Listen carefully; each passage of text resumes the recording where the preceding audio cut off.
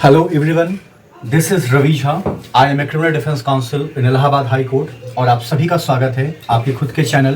Target for IQ में। जैसा कि आप सभी जान रहे हैं कि आज के क्लास में आपके साथ चर्चा होगी the Hindu adoption and maintenance act 1956 को लेते हुए, जहां पर आमतौर पे ध्यान दिया जाएगा उन बातों के ऊपर जो आवश्यक होते हैं किसी भी केस में एक वैलिड अडॉप्शन के लिए। एज वी ऑल नो कि जैसा कि इस एक्ट का नाम ऊपर आपको दिख रहा है, the Hindu adoption and maintenance act, और जब इस प्रॉपर एक्ट के अंदर हम बात करते हैं अडॉप्शन की, तो इसका मतलब ये होता है कि एक परिवार से या एक गार्जियन से एक बच्चे को दूसरे परिवार में या दूसरे गार्जियन को हमेशा हमेशा के लिए सौंपा जाता है। आमतौर पे अगर हम इस ओवरऑल कॉन्सेप्ट को देखते हैं तो यहाँ पे कुछ ऐसी कंडीशंस है, कुछ ऐसे टर्म्स है जिसका जिक्र बहुत ही पूरा होना अत्यंत आवश्यक है, वो भी तब जब ये एक्ट आपका 1956 में इन्फोर्स हो गया। इसका मतलब ये है कि 1956 से पहले अगर कोई अडॉप्शन है तो हम उसकी बात यहाँ पर नहीं कर रहे हैं। मतलब हमारा ये है कि जब आपका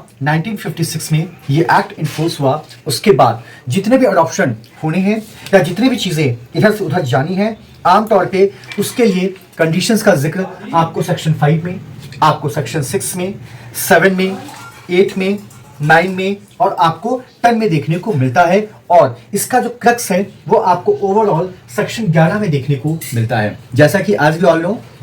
कि जब भी हम अडॉप्शन की बात करते हैं तो हमें कहीं ना कहीं ये पता चलता है कि एक पेरेंट्स या एक गार्जियन के द्वारा बच्चे को दिया जाता है तो उसी वक्त दूसरे पेरेंट्स या गार्जियन के द्वारा बच्चे को लिया भी जाता है। और यहाँ पे जो बच्चा है वो आपका बेसिकली क्या है, एक इश्यूज है। तो परंपरा ये है कि जो व्यक्ति अडॉप्शन में दे रहा है वो भी आपका मेजर होना चाहिए, साउंड माइंड होना चाहिए। जो व्यक्ति आपका अडॉप्शन में ले रहा है वो भी आपका मेजर होना चाहिए और साउंड माइंड होना चाहिए। और जिस बच्चे का आदान और प्रदान किया जा रहा है आमतौर पे वो आपका कैपेबल होना चाहिए। और कैपेबिलिटी का तात्पर्य यहाँ पर सिर्फ और सिर्फ इस बात से है कि वो आपका हिंदू होना चाहिए। इसके अलावा अगर हम इसके अदर एसेंशियल्स कंडीशंस की बात करते हैं तो हालांकि कुछ ऐसी परिस्थितियां हैं जहां पर आपको अमूमन ये देखने को मिलता है कि हाँ,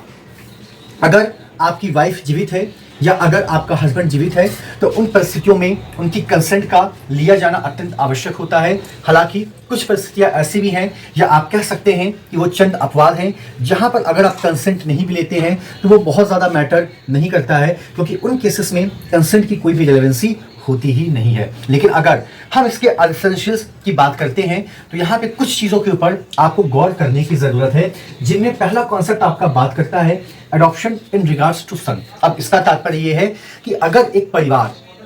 उस परिवार में अगर पति और पत्नी है और अगर वो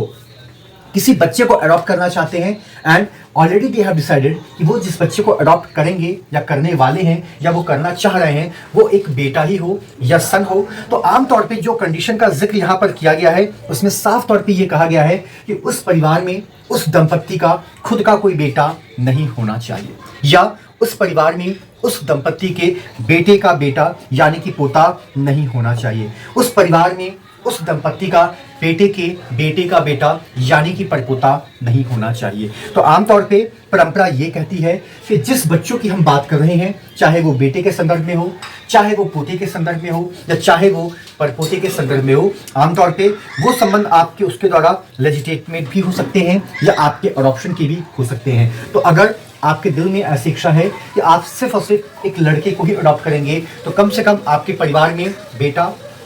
बेटे का बेटा या बेटे के बेटे का बेटा नहीं होना चाहिए। लेकिन अगर हम इसके दूसरे पार्ट की बात करते हैं कि जहां पर एक दंपत्ति के दिल में ये इच्छा है कि नहीं मुझे एक बेटी को गोद लेना है, तो यहाँ पर आपकी स्वयं की कोई बेटी नहीं होनी चाहिए या आपके बेटे की कोई बेटी नहीं होनी चाहिए। आमतौर पे ये चीज़ें जो आपको बताती हैं वहाँ पे भी आपको लेजिटिमेट और अडॉप्शन जैसी चीज़ें देखने को मिलती है। तो कुल मिला के ये दो केस या दो पॉइंट आपके लिए बहुत ही महत्वपूर्ण है। उसके बाद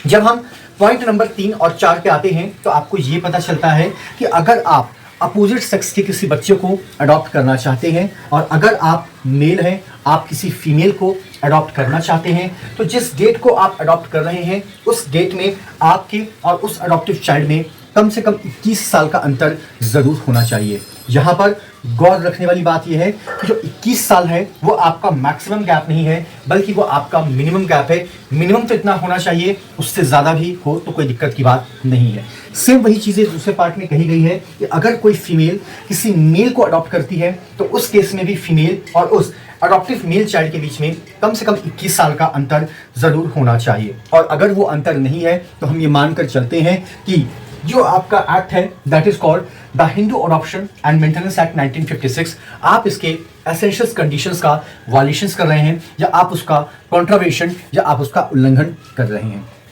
अपार्ट फ्रॉम दैट, अगर हम इसके अलग कंडीशंस की बात करते हैं तो आमतौर पे जब एक परिवार के द्वारा एक बच्चे को दूसरे परिवार में दिया जाता है तो ऐसा नहीं है कि आप एक साथ उस बच्चे को 2 या 1 से ज़्यादा परिवार में दे सकते हैं। यानी कि अगर एक बार आपने एक बच्चे को अडॉप्शन में दे दिया है तो ये नहीं आपको वो परिवार पसंद में नहीं आया, आपने उसको वहां से लिया और आपने उसको दूसरे परिवार में दे दिया, ऐसा बिल्कुल भी संभव नहीं है, खास तौर से इस एक्ट के एग्जिस्टेंस में आने के बाद। और सबसे खास बात यह है कि आमतौर पे यहाँ पर कोई कंसिडरेशन आपको देखने को नहीं मिलता है। अगर हम प्राचीन काल में थोड़ा सा बैक जाते हैं तो वहां पर एक पर्टिकुलरली दत्ता होम सेरेमनी होती थी। Basically it's a type of कर्मकांड and puja and all that, जहां पर पूजा के द्वारा जो प्रोसीजर्स होते थे या जो परंपराएं होती थी उनको ध्यान में रखते हुए बच्चों का अडॉप्शन होता था। लेकिन 1956 के बाद अगर आप दत्ता होम सेरेमनी करते हैं, वेल एंड गुड, बहुत अच्छी बात है, और अगर आप नहीं करते हैं तो सिर्फ उस आधार पे आपका जो अडॉप्शन है वो कैंसिल नहीं किया जा सकता है। तो ये कुछ आवश्यक कंडीशंस हैं जो कि आपके एग्जामिनेशन के पॉइंट ऑफ व्यू से महत्वपूर्ण है। अगर मैं प्रिलिमिनरी एग्जाम की बात करता हूं तो यहाँ पे आमतौर पे एज गैप से सवाल पूछे जाते हैं कि बताइए अगर अपोजिट सेक्स में आप किसी बच्चे को अडॉप्ट करते हैं तो मिनिमम एज गैप कितना होना चाहिए, क्या एक बच्चे को 1 से ज़्यादा बार अडॉप्शन में दिया जा सकता है, या आमतौर पे अगर एक परिवार या एक दंपत्ति किसी लड़के को गोद लेना चाहता है तो उनके परिवार में क्या लड़का होना चाहिए, क्या लड़के का लड़का होना चाहिए, क्या लड़के के लड़के का लड़का होना चाहिए। ऐसी कुछ चीज़ें बेसिक रूप में आपसे पूछी जा सकती हैं। और अगर मेंस में सवाल आता है तो आप मान के चलिए कि सेक्शन 5, 6, 7, 8,